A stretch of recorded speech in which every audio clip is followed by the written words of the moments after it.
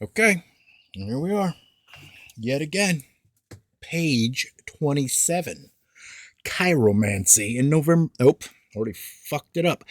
In 1925, Count Louis Hammond, the celebrated palmist, and clairvoyant, whose professional name was Kiro, made the following prediction about Edward, Prince of Wales. It is within the range of possibility that he will fall victim of a devastating love affair. If he does, I predict the prince will give up everything, even the chance of being crowned, rather than lose the object of his affection. In 1936, King George V died, and the Prince of Wales became King Edward VIII. His abdication 325 days later, and more than 10 years after Caro's prophecy. In favor of his future wife, the twice divorced Mrs. Wallace Simpson, was made, he said, because he could not give up the woman he loved. Kiro also warned the well-known English journalist William T. Stead that he should on no account travel by water in mid-April 1912. Surprisingly, because of his deep interest in psychical phenomena, see page 21, Stead ignored the warning, booked a passage on the Titanic, and was drowned on April 14th. Even earlier, in 1905, Kiro read the future of the powerful and hated Rasputin, the mad monk of Russia, telling him, I foresee for you a violent end within the palace. You will be menaced by poison, by knife, and by bullet. Finally, I see the icy waters of the Neva closing above you. 11 years later, the prophecy was fulfilled. Preview of an air raid. In 1932, two German newspapermen, reporter J. Bernard Hutton and photographer Joachim Brandt, were sent to do a story on the Hamburg Altona shipyards. An executive showed them around the place, and by the end of the afternoon, their assignment was finished. Just as they left the yards, the two men heard the drone of aircraft overhead, and in a short while, the noise of anti-aircraft guns drowned out all other sounds.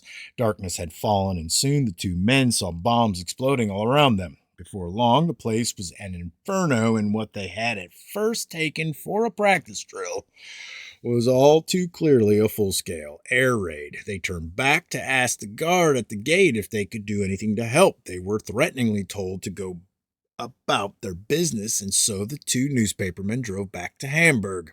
Although the sky had been dark throughout the attack, they were surprised to find Hamburg going about its everyday business by the light of an ordinary late afternoon. They stopped their car and looked back towards the shipyards. They, too, lay intact and unharmed in the fading daylight. When Brandt's photographs were developed, he had kept on shooting throughout the air raid. They showed nothing unusual, and when the editor heard their story, he accused them of being drunk on the job. Just before World War II broke out, Hutton left Germany to live in England. There, in 1943, he saw a newspaper account of a highly successful night raid by the Royal Air Force on the Hamburg shipyards. He sought more details of the attack and confirmed what he had guessed, the scene of destruction that he and Brandt had witnessed in the spring of 1932 had been real after all. They had seen it 11 years before it happened. Two newspapermen claimed they witnessed an air raid that devastated Hamburg shipyards 11 years before it happened. This 1945 photograph shows the damage they saw. Flight into the future. Victor Goddard of the Royal Air Force was lost. Somewhere over Scotland, a heavy storm had caught him, and now he needed to find a landmark. He eased his Hawker Hart biplane down through the clouds, hoping to find clear weather below him and perhaps to catch a glimpse of Drem, an abandoned airfield that he thought was somewhere in the vicinity. His instincts were good. Drem was not far ahead of him, and from it he could take new bearings. Then, when he was about a quarter of a mile from the airfield, something extraordinary happened. Suddenly, he wrote a letter. No. Suddenly, he wrote later, the area was bathed in a an ethereal light as though the sun were shining on a midsummer day. Drem was not deserted, was not abandoned and falling into ruin at all. It was a hive of activity of mechanics in blue overalls at work on yellow planes, all bright in the sunlight. He flew over them at an altitude of more than 50 feet, a little surprised that no one looked up as his plane went over, and headed back into the clouds. Now, confident of his direction, the year was 1934. In 1934, Drem Airfield was an abandoned ruin. In 1938, with the threat of the war growing daily, Drem was reopened as an Air Force flying school, and the color of British training planes changed from silver to yellow.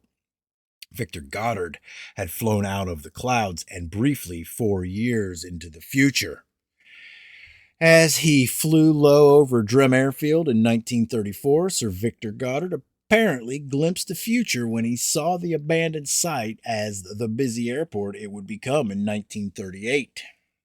A gift from the grave. When the famous beauty and the fame of Mrs. Patrick Campbell was beginning to fade, she had been the first to play Eliza Doolittle in Shaw's Pygmalion. She was nursed through a period of sickness by another actress, Sarah Allgood. Mrs. Campbell was grateful for the loving care she had received from her colleague, and as a token of thanks, gave Mrs. Allgood a watercolor painting of a heron. Afterward, Mrs. Campbell went to France and Mrs. Allgood to Hollywood, where she moved into a house. The year was 1940. Sarah Allgood's first dream in the new house was of Mrs. Campbell, who said, "Have you found my gift from the grave? Look behind the picture." Miss Allgood was puzzled by the dream, since she had no reason to believe that Mrs. Campbell was not still alive, but she looked behind the painting of the heron and found a caricature of Mrs. Campbell by Sir Max Beerbohm, worth about $2,000 at the time. Sarah Allgood later learned that Mrs. Patrick Campbell had died on the day of her inexplicable dream. Winston Churchill's inner voice. Air raids were such a regular feature of the life in London during World War II that many Londoners became, if not quite indifferent to the danger they posed, at least rather casual about them. Prime Minister Winston Churchill, a naturally courageous man who had often come under enemy fire during his years of active service, was as pugnacious as anyone else in the capital city, and perhaps even less disposed than most to let himself be disturbed by Hitler's bombs. In any case, he was supposed to be the embodiment of Britain's unyielding resistance to the enemy, and he took the role seriously, but when his inner voice told him that danger was real and imminent, he listened and, figuratively, of course, jumped for the dugout with all due agility. One night he was entertaining 3 government ministers at 10 Downing Street, the Prime Minister's traditional residence in London. An air raid was in progress, but this had not been allowed to interrupt the dinner. Suddenly, Churchill left the table and went into the kitchen, where the cook and maid were at work. On one side of the kitchen was a large plate glass window. He told the butler to put the food on a hot plate in the dining room and ordered the kitchen staff to go immediately into the bomb shelter. He then returned to his dinner guests. 3 minutes later, a bomb fell behind the house and completely destroyed the kitchen. But the Prime Minister and his guests were miraculously unharmed. One of the ways in which Churchill fulfilled his role as an inspirer of confidence was by personally visiting anti-aircraft batteries during night attacks. On one occasion, having watched the gunners in action for a while, he walked back to his car, perhaps intending to visit 2 or 3 more gun crews before daybreak. The door on the side of the car where he normally sat was standing open for him, but for once he ignored it, walked around to the other side of the car, opened the door, and got in. A few minutes later, as the car was making its way through the blacked-out streets, a bomb exploded nearby, lifting the car and causing it to careen perilously on 2 wheels within an ace of overturning. At last, though, it righted itself and continued safely on its way. "It must have been my beef on that side that pulled it down," Churchill said later. When his wife asked him about his brush with death, he said at first that he did not know why on this occasion he had deliberately chosen the other side of the car.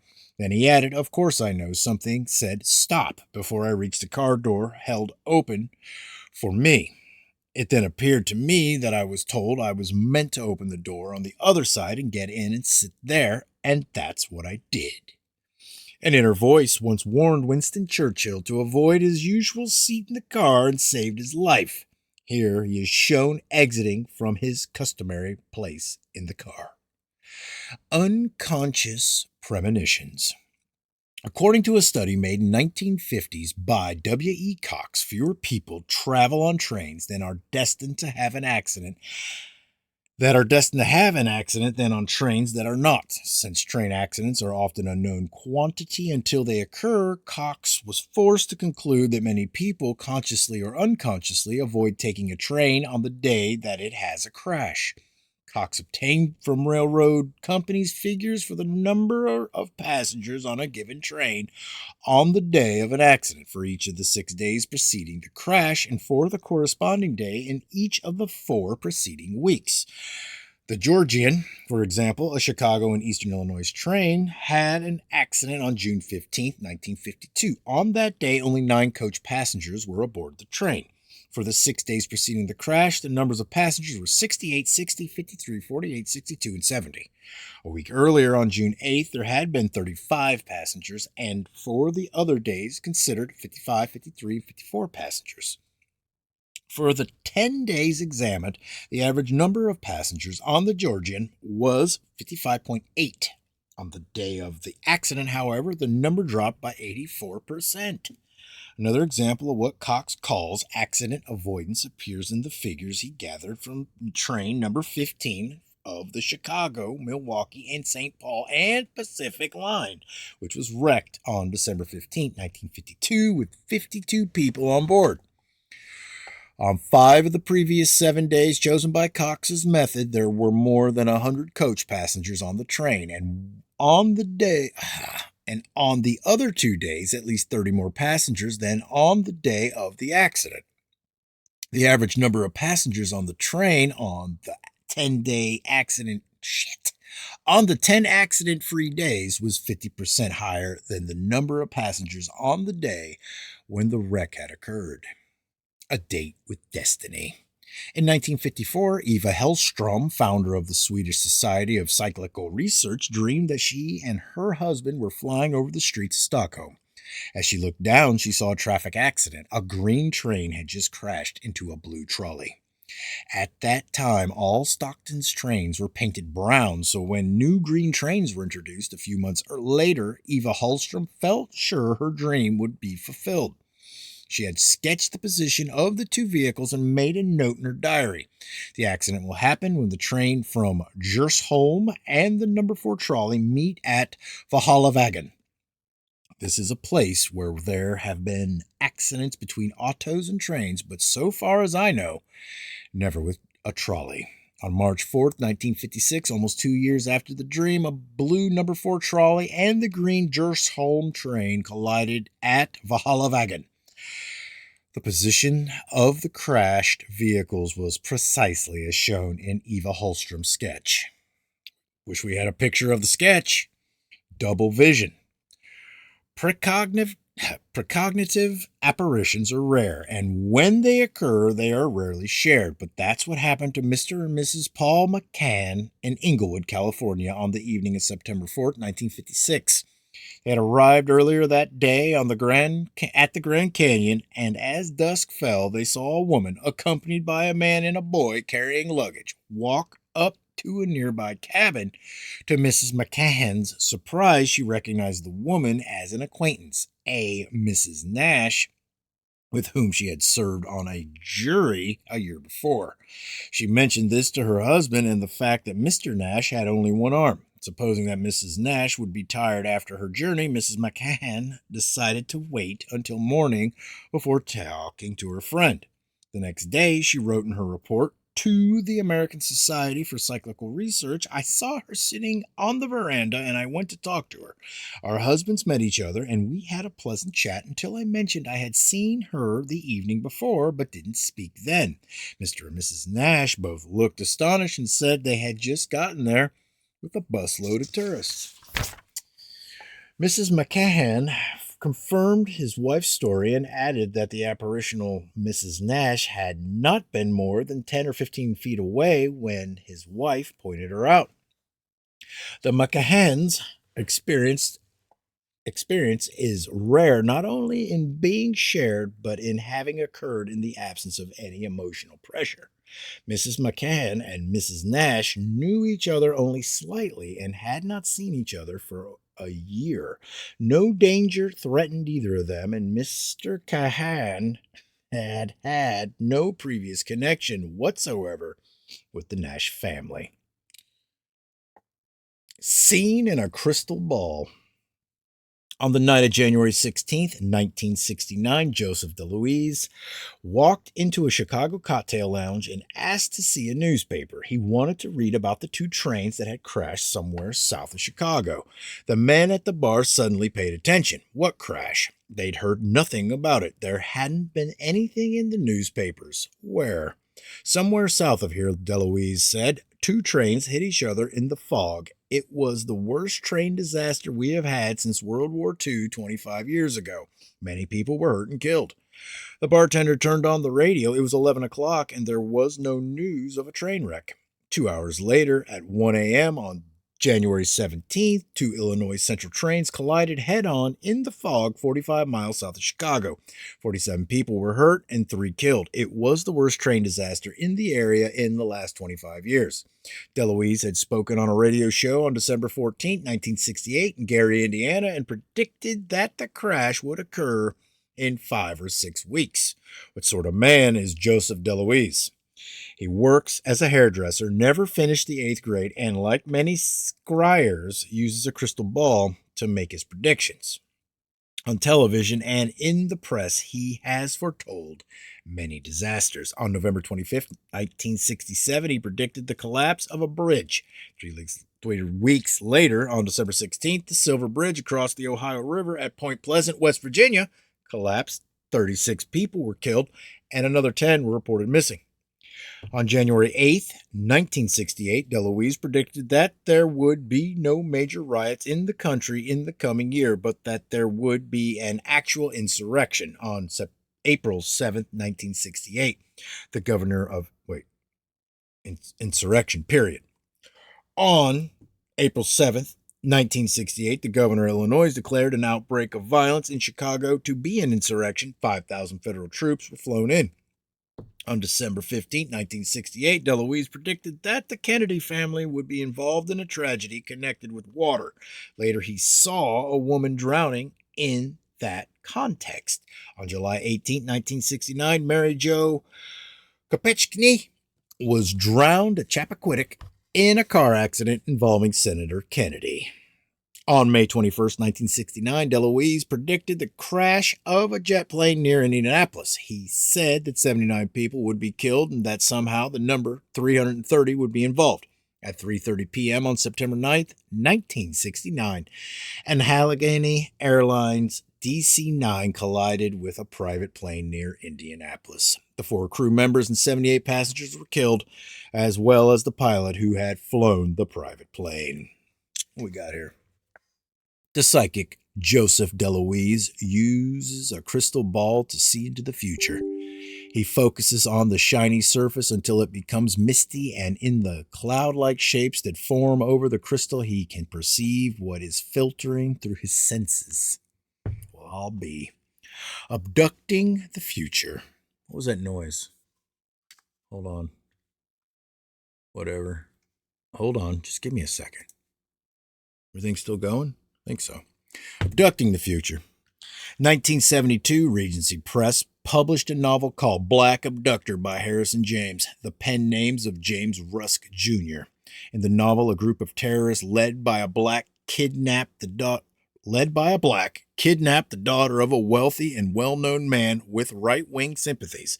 The daughter, a college student named Patricia, is kidnapped near her college campus. Her boyfriend, who is with her at the time, is beaten by the kidnappers and briefly becomes a suspect in the case.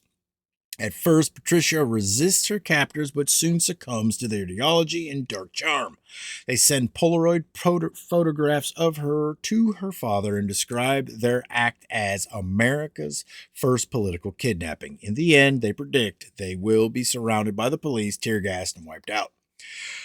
A month after, Patricia Hearst, student daughter of wealthy right-wing Randolph Hearst, was kidnapped from her apartment near her college campus by members of the Symbionese Liberation Army, a terrorist group whose leader was a black. In 1974, the FBI visited James Rusk Jr., by then Mrs. Hearst's former boyfriend, Stephen Weed, who had been with her when she was kidnapped and badly beaten by the kidnappers, was no longer a suspect in the case, but James Rusk Jr. was. The FBI had read his novel. Whether the terrorists were familiar with the novel too and took it as the scenario for their crime, thus making the book in part of self-fulfilling prophecy, will never be known. The terrorists were surrounded by the police, tear-gassed, and killed. I'll do one more page. Cognition of the future. Attempts to explain prophecy must make suppositions about the future. The most fundamental position is that events in the future do not yet exist and cannot therefore produce effects in the present. The path of explanation that stems from this view leads of necessity to various ideas of the future as a potential that somehow exists in the present. In their simplest form, these ideas follow the analogy of the seed and flower. A gardener can examine a seed and predict what flower it will produce. Some premonitions may indeed stem from clues scarcely noticed in a conscious way. An unfamiliar noise in a car, for example, may give rise to an accurate premonition of danger. The weakness of the theory in this form is that it requires of the precognizer an uncanny ability to analyze signs and indications that are not only imperceptible to the ordinary eye, but impossible to deduce theoretically. What clues in a dreamer's environment could prompt an accurate precognition of a disaster 6 months and 3,000 miles away? Some extraordinary suggestions have been made to explain how the future may be unrealized but cognizable in the present. One such suggestion by Gerhard Dietrich Wassermann, a mathematical physicist at the University of Durham in England, is that all events exist as timeless mental patterns with which every living and non-living particle in the universe is associated. This idea owes something to the ancient belief that the universe, the macrocosm, contains innumerable microcosms, each recapitulating the features and order of the large whole. Thus man was seen as a microcosm of the earth, his veins and arteries corresponding to streams and rivers, and so on. By the end of the 17th century, the idea had undergone many transformations, but was still potent. The great philosopher and mathematician Baron Gottfried Wilhelm von Leibniz, for example, wrote, "All the different classes of beings which taken together make up the universe are, in the ideas of God, who knows distinctly their essential gradations, only so many ordinates of a single curve so closely united that it would be impossible to place others between any two of them, since that would imply disorder and imperfection. Accordingly, the various orders of beings, animate and inanimate, so gradually approximate each other in their attributes and properties that they form a single chain, so closely linked one to another that it is impossible to determine precisely the point at which one ends and the next begins." In this concept of a chain of being, then the animate, and therefore the spiritual or psychic, are connected with the inanimate by a gradation of shared attributes. For Leibniz, the implication was that someone with enough insight would see the future in the present as in a mirror. Another version of the idea that the future lies hidden in the present was advanced by Adrian Dobbs, a mathematician and physicist at the University of Cambridge in 1965.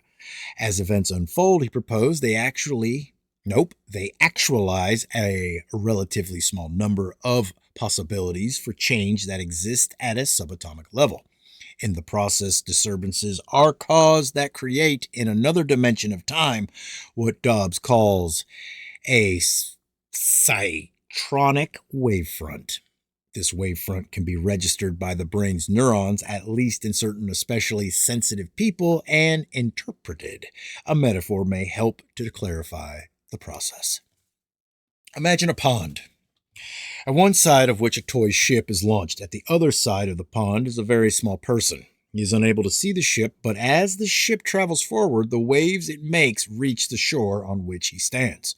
As they travel across the pond, these waves pass around certain objects, weeds, leaves, and log, that are fixed or slowly drifting on its surface. The objects thus create disturbances in the wavefront, which the small person, who has a lifetime's experience in these things, is able to note in fine detail. From what he learns of the wavefronts, he not only obtains an image of the objects that produced them, but calculates how long it will be before they drift to the shore. In this metaphor, the toy ship represents an event unfolding in time. Its course across the pond represents one of the many paths it might have taken and the dimension of time it occurs in. The pond itself represents another dimension of time in which other factors are having an influence. The ship's bow wave represents Dobbs' citronic wavefront, and the small person is, of course, the neuronal apparatus that receives the wavefront and converts it to a prediction. Granting that Dobbs' theory is purely hypothetical and that no citronic wave has been discovered, the difficulty is in suggesting a neuronal mechanism by which the observer distinguishes the wavefront of a particular event from the presumable maelstrom of wavefronts produced by simultaneously unfolding events. Again, the further away the event is in the future, the more numerous the wavefronts and the more complex the problem. Such, in general, are some of the theories that regard the future as being, in some way, a potential implicity. Implicity?